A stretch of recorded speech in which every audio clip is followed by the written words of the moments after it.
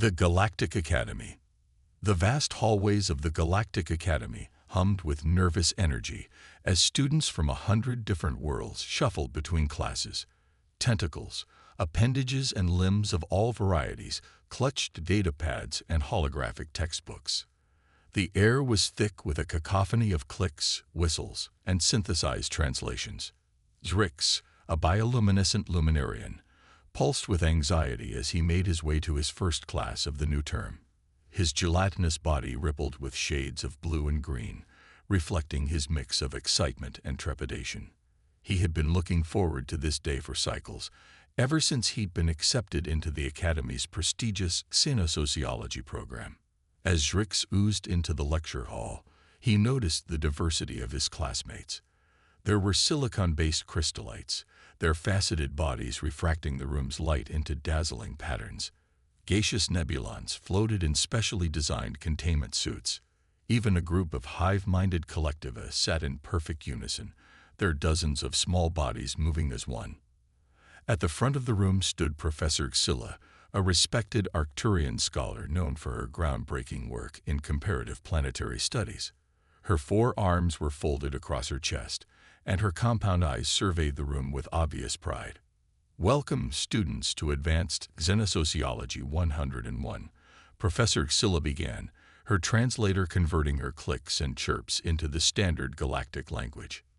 "This term, we have a special treat. The Galactic Council has finally granted us permission to study one of the most fascinating and dangerous planets in the known universe." A ripple of excitement passed through the room. Zrix felt his body involuntarily flash a bright yellow. "I am, of course, speaking of the planet known as Earth." The room erupted into a frenzy of chatter. Earth, the mysterious homeworld of the newly discovered humans. It was a subject of much speculation and fear throughout the galaxy. Professor Xylla raised all 4 of her arms, calling for silence. Yes, I know. Earth has quite the reputation. But that is precisely why it's so crucial that we study it. As future genosociologists, it is our duty to understand all sentient species, even those that evolution has seen fit to forge in the crucible of a Deathworld. A crystallite near the front raised a glittering appendage. "Professor, is it true that Earth's gravity is so strong it can crush a nebulon's containment suit?" "An excellent question," Xylla replied. "Earth's gravity is indeed formidable by galactic standards, but reports of its strength have been somewhat exaggerated. We'll be covering Earth's physical characteristics in detail. Don't worry." Zrix felt a tap on his membrane. He turned to see Thorax, a multi-limbed octopodon, leaning towards him. "I heard the humans eat other living creatures," Lorax whispered, his tentacles writhing in disgust. Before Zrix could respond, Professor Xylla continued. "Now I know many of you have heard rumors about Earth and its inhabitants. Some of these may have elements of truth, while others are pure fabrication. Our job this term will be to separate fact from fiction and develop a comprehensive understanding of this unique world and the species it has produced." She activated a holographic display, and a blue-green sphere appeared, slowly rotating in the center of the room. Zrix marveled at the swirling white clouds, vast oceans, and varied landmasses. "This," Xylla said, her voice filled with a mix of awe and caution, "is Earth. Over the next few cycles, we will be exploring every aspect of this world. Its geology, its wildly diverse ecosystems, its unpredictable weather patterns, and of course, the apex predators that call it home, humans." A collectiva cluster raised several limbs in unison. "Professor, is it safe for us to study such a dangerous species? We've heard stories of human aggression and their tendency towards violence." Xylla's mandibles clicked in what Zrix recognized as the Arcturian equivalent of a reassuring smile. "An understandable concern. Rest assured, we will not be making first-hand observations. The Galactic Council has strict protocols in place for the study of potentially dangerous species. We'll be relying on remote observation data and approved cultural exchanges." Zrix felt a mix of relief and disappointment pulse through his body. Part of him had hoped for a more direct encounter with these fascinating creatures. However, Scylla continued, her eyes glinting with excitement, we will be using the Academy's most advanced simulation technology to give you a taste of what it's like on Earth. By the end of this course, you'll have experienced Earth's varied environments.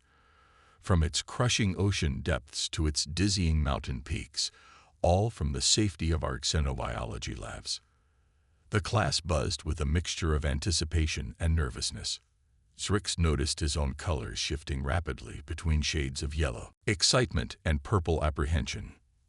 Now, Professor Scylla said, expanding the holographic display to show a cross-section of Earth's layers, let's begin with the basics. Earth is a relatively small planet, but don't let its size fool you. It packs more danger per cubic unit than almost any other known world. As the professor delved into the details of Earth's molten core and ever-shifting tectonic plates, Zrix found himself captivated. He had always been fascinated by the idea of worlds different from his own tranquil home planet, with its stable climate and predictable patterns. Earth, it seemed, was the antithesis of everything he knew, a world of constant change and challenge. The lecture continued, covering the basics of Earth's atmosphere, water cycle, and the mind-boggling concept of seasons. With each new piece of information, Zrix felt his perception of the universe shifting. How could life not just survive, but thrive in such volatile conditions? As the class drew to a close, Professor Scylla left them with a final thought. Remember, students, Earth is not just a death world because of its physical characteristics. Its true danger and its true wonder lies in the way it has shaped its dominant species. Humans are born of chaos, raised in adversity, and tempered by constant challenge. Understanding them will push the boundaries of everything we thought we knew about sapient life. Zrix oozed out of the lecture hall, his mind racing with new information and questions. Around him, his classmates chattered excitedly, their fears seemingly overshadowed by curiosity. Can you believe they have to protect themselves from their own star? Lorax exclaimed, his tentacles gesticulating wildly. I'm more worried about these mosquitoes the professor mentioned. A crystallite chimed in, its crystalline body shuddering. As Zrix made his way back to his dormitory, he felt a profound sense of anticipation.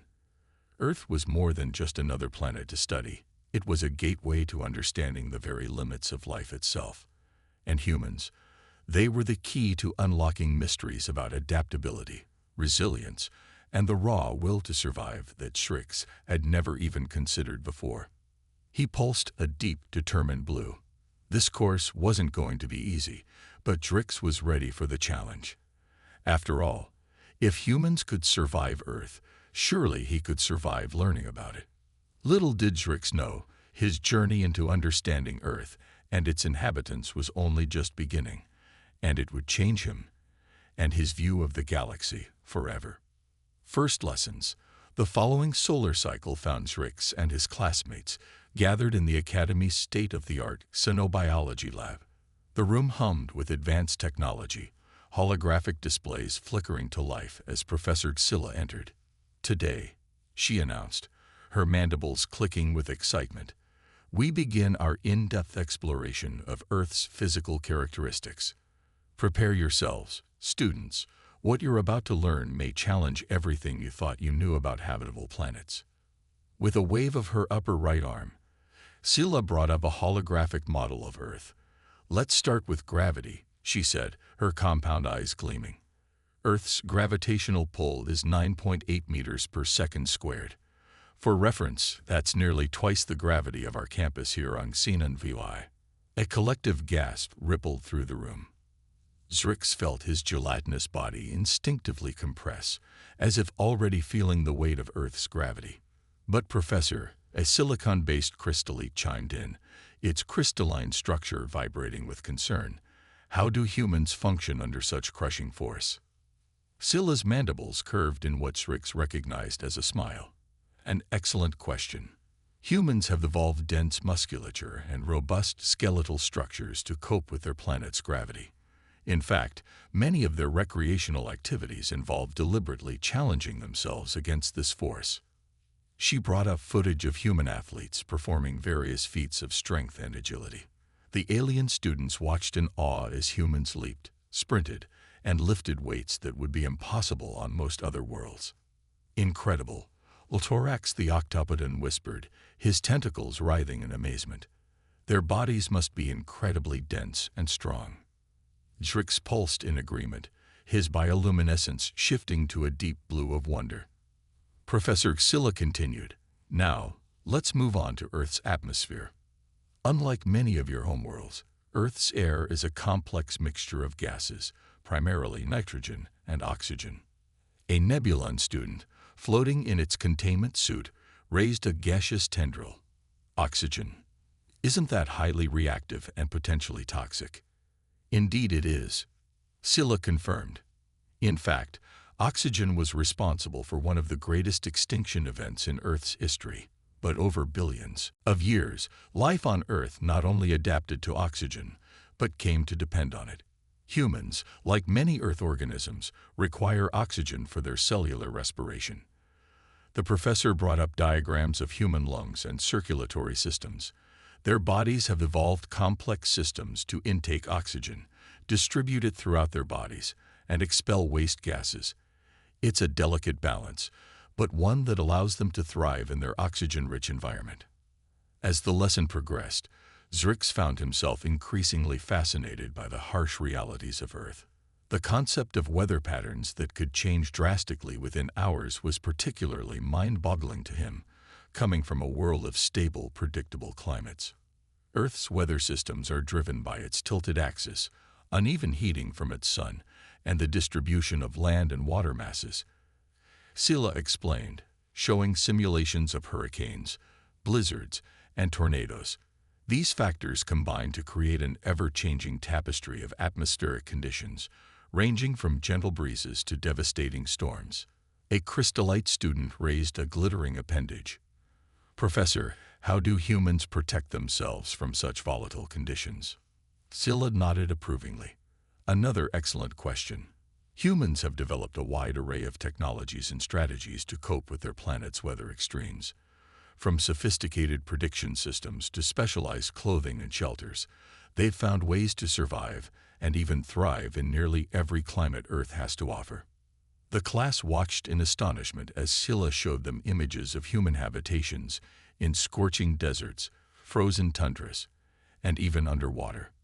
But perhaps the most remarkable aspect of Earth, Scylla continued, her voice filled with barely contained excitement, is its biodiversity. The holographic display exploded into a dizzying array of Earth's flora and fauna. Plants and animals of every conceivable shape, size, and color filled the room. The alien students gaped in wonder at the sheer variety of life forms. Earth hosts an estimated 8.7 million species, Scylla explained. From microscopic bacteria to enormous whales, from delicate flowers to towering trees, life on Earth has adapted to fill every conceivable niche. Zrix felt his entire being pulse with amazement. The diversity of life on his own world paled in comparison to the riot of species Earth seemed to support. "But remember," Scylla cautioned, her tone growing serious, "this biodiversity is not without its dangers.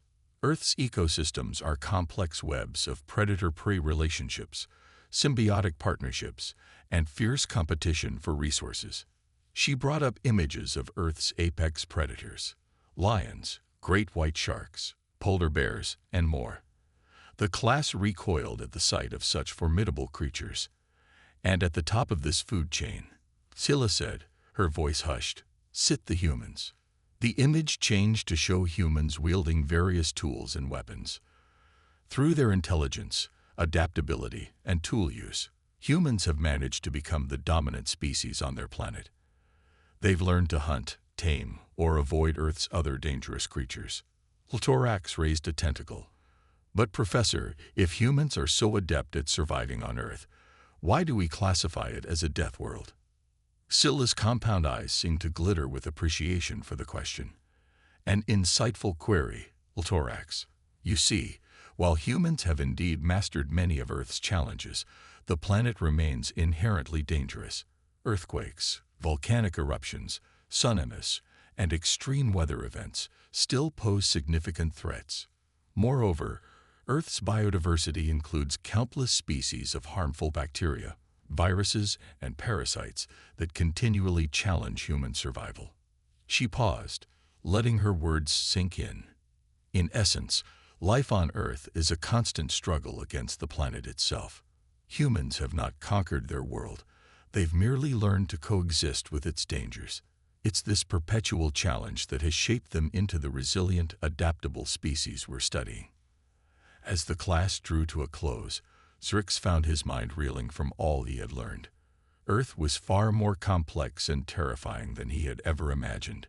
Yet he also felt a growing sense of admiration for the humans who called such a world home. For your next assignment, Scylla announced as the students prepared to leave, I want you to choose one of Earth's biomes to study in depth. Prepare a report on its unique characteristics, challenges, and the adaptations life has developed to survive there. Zrix oozed out of the lab, his bioluminescence flickering with a mix of excitement and trepidation. As he made his way back to his dormitory, he overheard snippets of conversation from his classmates. I'm going to study the deep oceans, a Nebulon whispered excitedly. Imagine an environment with more pressure than the surface of my homeworld. The polar regions intrigue me, a crystallite chimed in. The concept of water changing states with temperature is fascinating. Zrix hadn't decided which biome to focus on yet, but he knew one thing for certain. His perception of what constituted a habitable world had been forever altered. Earth, with all its dangers and marvels, was redefining the very concept of life as he knew it. As he settled into his habitat chamber, Zrix's colors pulsed with determination. He had a feeling that understanding Earth was going to be the greatest challenge of his academic career, and quite possibly the most rewarding. Little did he know, the true revelations about Earth and its human inhabitants were yet to come. Humans unveiled. The anticipation in the lecture hall was palpable as Zrix and his classmates settled in for their next lesson. Today, Professor Scylla had promised they would finally delve into the most fascinating aspect of Earth, its dominant species, humans. As the professor entered, the room fell silent. Even the normally chatty collective, a hive mind, stilled its constant murmuring. Sentience, Scylla began, her compound eyes sweeping the room. Today we embark on our study of perhaps the most perplexing species in the known galaxy, Homo sapiens, or as they call themselves, humans. The holographic projector hummed to life, displaying a detailed anatomical model of a human. Zrix felt his gelatinous form ripple with fascination as he observed the complex internal structures. At first glance, Scylla continued, humans may seem unremarkable. They lack natural armor, possess no venomous appendages, and have relatively weak sensory capabilities compared to many species in this room. Yet these seemingly fragile beings have not only survived, but thrived on the Deathworld we've come to know as Earth. She zoomed in on the human brain. The key to their success lies here. The human brain is a marvel of evolution, capable of complex problem-solving, abstract thinking, and remarkable creativity. Thorax raised a tentacle. But Professor, surely other species have developed intelligence as a survival strategy. What makes humans unique? Scylla's mandibles clicked in approval. An excellent observation. Thorax. Indeed, intelligence is not unique to humans. What sets them apart is the way they've leveraged their intelligence to manipulate their environment on an unprecedented scale. The hologram shifted to show scenes of human cities, advanced technology, and space exploration. The class watched in awe as they saw humans reshape entire landscapes, create machines that defied the limits of their biology, and even leave the surface of their volatile planet. Humans have developed something we call culture, Scylla explained.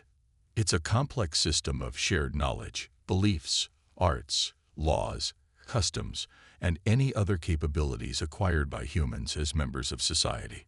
This culture allows them to pass down accumulated knowledge from generation to generation, building upon the achievements of their ancestors. A crystallite student raised a glittering appendage.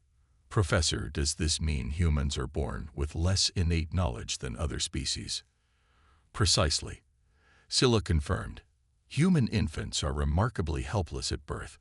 They require years of care and education before they can function independently.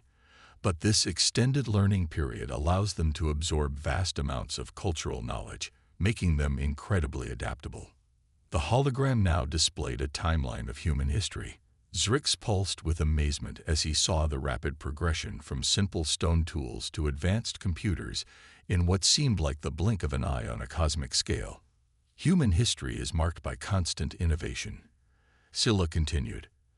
They faced countless challenges, ice ages, pandemics, wars, and each time they've emerged stronger, using their intelligence and adaptability to overcome seemingly insurmountable odds. The professor's tone grew more serious. However, this drive to survive and thrive has a dark side. Humans have a capacity for violence and destruction that is almost unparalleled in the galaxy. The hologram shifted to show scenes of human conflicts throughout history. The alien students recoiled at the images of warfare and environmental destruction. Humans have fought countless wars among themselves. Scylla explained, her voice somber.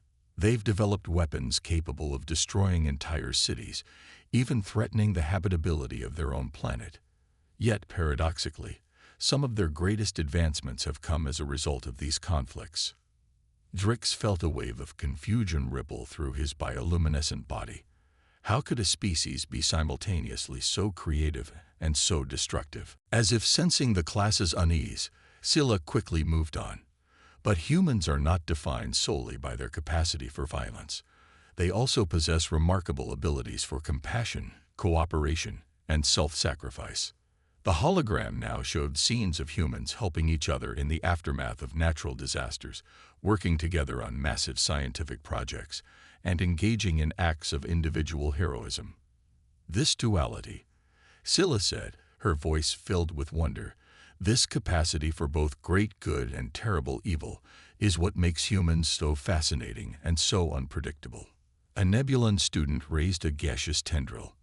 Professor, given their volatile nature, are humans considered a threat to galactic peace? Scylla's mandibles clicked thoughtfully. That young one is a matter of much debate in the Galactic Council. Humans have shown both a remarkable capacity for peaceful cooperation and a terrifying potential for aggression. How they will behave on a galactic stage remains to be seen. The hologram now displayed images of human art, music, and literature. Despite their violent tendencies, humans have created works of stunning beauty, Scylla explained. They have a unique ability to find meaning in their often harsh existence, to create art that speaks to the very essence of conscious experience. Drix found himself mesmerized by the haunting melodies of human music, the vivid colors of their paintings, the raw emotion in their literature. How could beings from such a dangerous world create such beauty? As the class neared its end, Scylla brought up one final hologram, an image of Earth from space, teeming with life, yet bearing the scars of human activity. Students, as we conclude today's lesson, I want you to consider this. Humans are, in many ways, a product of their Deathworld. Their strengths and their flaws, their beauty and their ugliness, all stem from the crucible of evolution on Earth. They are beings of paradox, fragile yet resilient, violent yet compassionate, destructive yet creative. She paused, her compound eyes scanning the room. Understanding humans requires us to embrace these contradictions. As you continue your studies, remember that humans cannot be easily categorized or predicted. They are as complex and volatile as the world that shaped them. As the students filed out of the lecture hall, Drix found his mind racing. The humans were far more complicated than he had ever imagined. He pulsed with a mix of fascination and trepidation. Ultorax slithered up beside him, tentacles waving in agitation. By the void, Drix, the octopodon, whispered, "Can you imagine evolving on a world like that? No wonder humans are so intense." Drix flickered in agreement. "I'm beginning to understand why Earth is classified as a death world," he replied. It's not just the physical dangers, it's the psychological toll of existing in such a harsh and unpredictable environment. As they made their way back to their dormitories, Zrix overheard snippets of conversation from his classmates. Some were expressing fear of humans, others admiration. Many, like Zrix himself, seemed caught between the two emotions. Settling into his habitat chamber, Zrix began to synthesize what he had learned. Humans were not simply the apex predators of a dangerous world. They were beings shaped by constant challenge, beings who had turned the very adversity of their planet into a crucible for advancement. As he drifted into his rest cycle, Zrix's bioluminescence pulsed with a deep, contemplative blue. He realized that understanding humans was not just an academic exercise.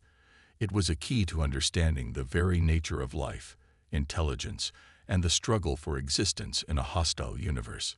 Little did Zrix know, his next lesson would bring him face to face with the realities of Earth in a way he could never have anticipated. Virtual field trip. The anticipation was palpable as Zrix and his classmates gathered in the Academy's advanced simulation chamber. Today was the day they had all been waiting for, their virtual field trip to Earth. Professor Scylla stood before them, her compound eyes gleaming with excitement. Students, today you will experience firsthand the environments we've been studying. Our cutting-edge technology will allow you to see, hear, and even feel aspects of Earth's various biomes. Remember, while this is a simulation, the sensations you experience will be quite real.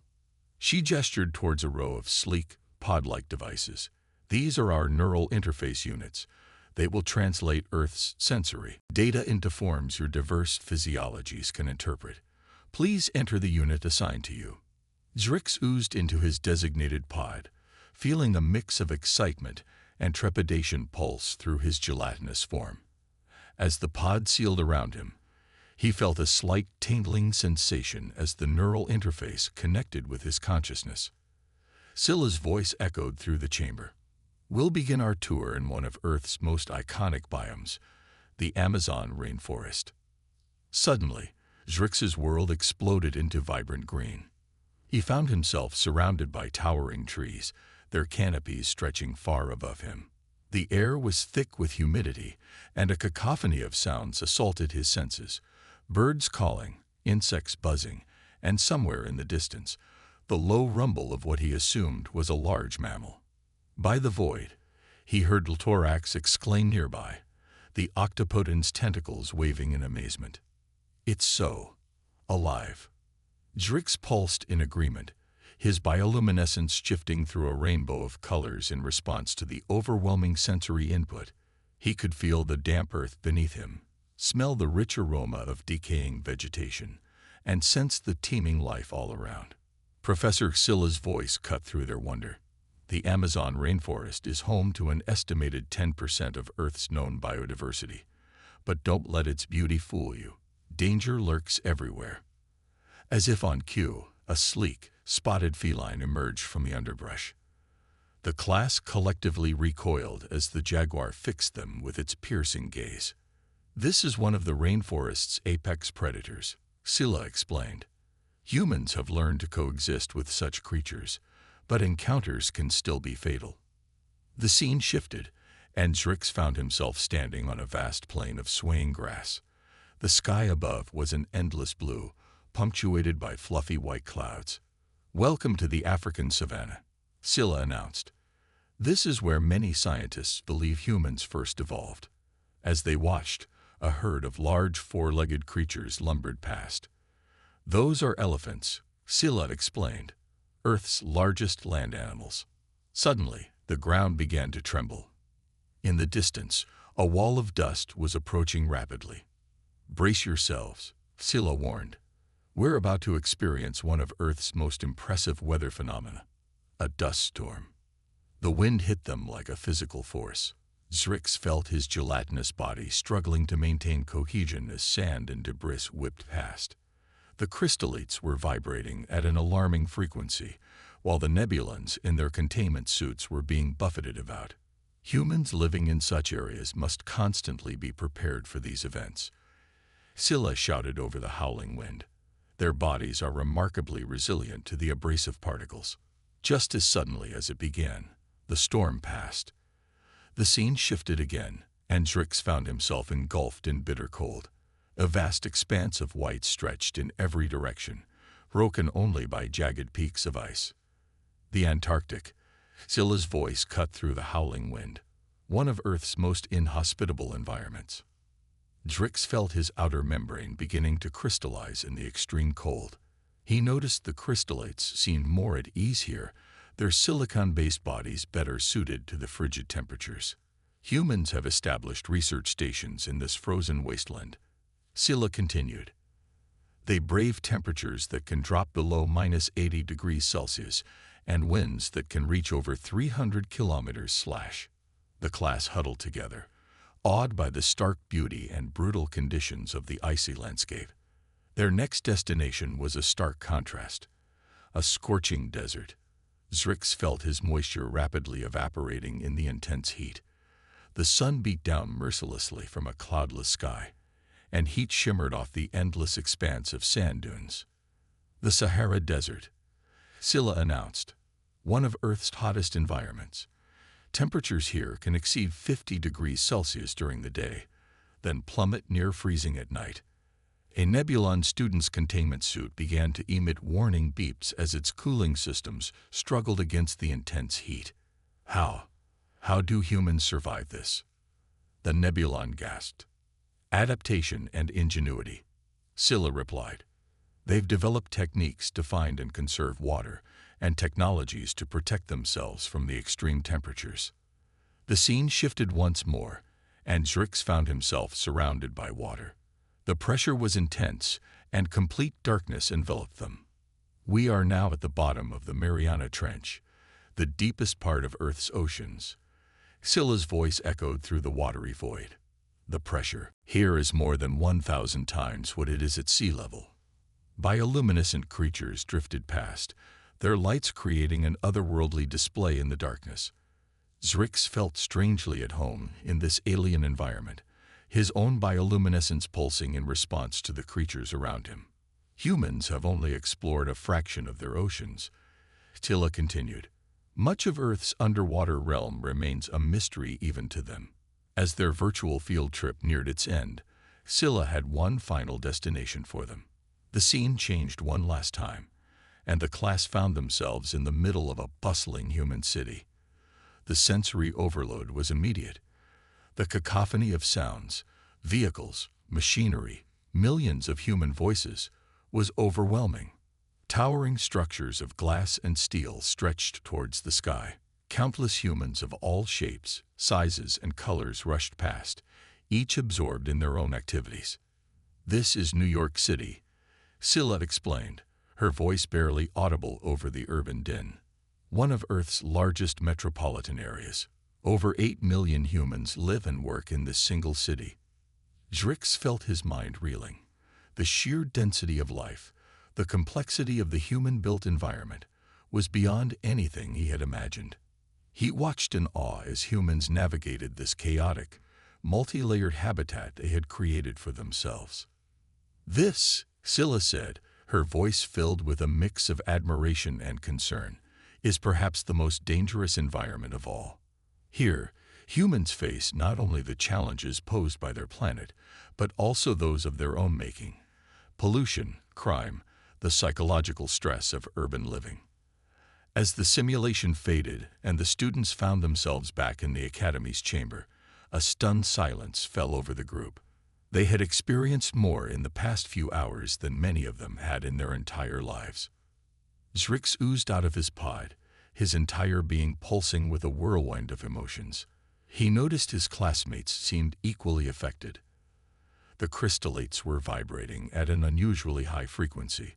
The Nebulon's containment suits were emitting a variety of colors, and even the usually stoic collectivists seemed agitated. Professor Scylla surveyed her students with satisfaction. What you've experienced today is just a small sample of the diversity and challenges Earth has to offer. Humans navigate these environments daily, often moving between them with ease. This adaptability, this resilience in the face of their planet's extremes, is what truly makes Earth a death world, and what makes humans such a remarkable species. As they filed out of the simulation chamber, Zrix overheard snippets of odd conversation from his classmates. I never imagined the variety, the extremes. Ultorax was muttering, his tentacles curled tightly around himself. A crystallite chimed in, its facets still vibrating from the experience. To think humans endure such conditions throughout their lives. It's humbling. Zrix pulsed in agreement. He had entered the simulation curious about Earth. He left with a profound new respect for the planet and its dominant species. Humans, he realized, were not just surviving on a death world. They were thriving, adapting, and reshaping it in their image. As he made his way back to his dormitory, Zrix's colors shifted to a deep, contemplative blue. He had a feeling that understanding Earth and humans would be the work of a lifetime, and he couldn't wait to learn more. Changing perspectives. The final day of the Earth Studies course arrived with a mixture of excitement and nostalgia. As Zrix oozed into the lecture hall, he noticed a palpable change in the atmosphere. His classmates, once apprehensive about the subject, now buzzed with animated discussions about Earth and its inhabitants. Professor Xylla entered, her compound eyes sweeping over the class with unmistakable pride. Sentience, she began, her mandibles clicking softly. We've come to the end of our journey.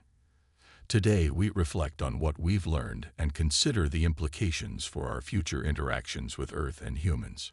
She activated the holographic display, bringing up a montage of images from their studies, Earth's diverse landscapes, its myriad life forms, and of course, humans in all their complexity. When we began this course, Xylla continued, many of you viewed Earth as little more than a dangerous curiosity, a death world best observed from a safe distance. But now, I ask you, has your perspective changed? Ultorax raised a tentacle, his usual bravado tempered by a new thoughtfulness. Professor, I must admit, I underestimated both Earth and its inhabitants. The challenges they face daily, it's humbling. Yet they not only survive but create art, music, and technology. It's impressive. A chorus of agreement rippled through the class. Zrix pulsed in concurrence, his bioluminescence shifting through shades of blue and green that reflected his newfound respect and fascination.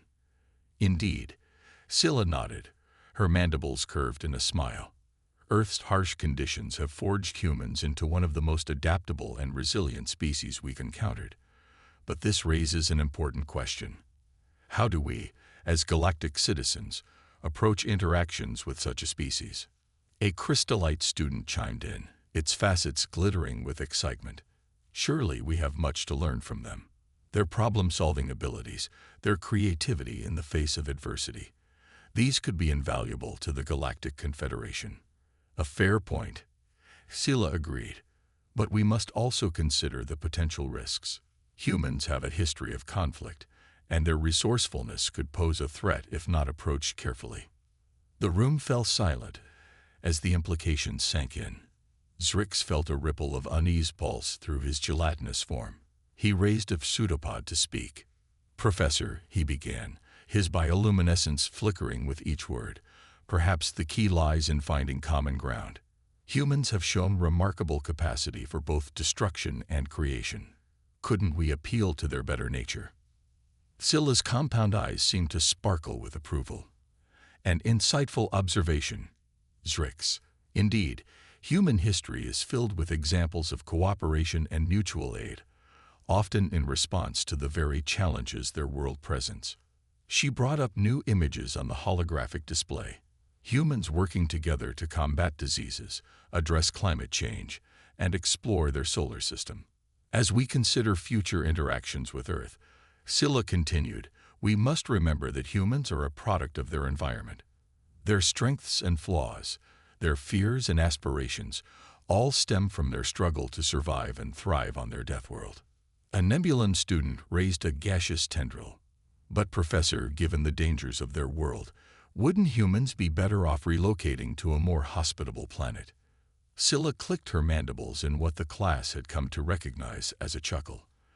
and logical question, but one that demonstrates how much you still have to learn about humans. Their connection to Earth runs deep. Many humans view their world not as a hostile environment to be escaped, but as a home to be protected and preserved.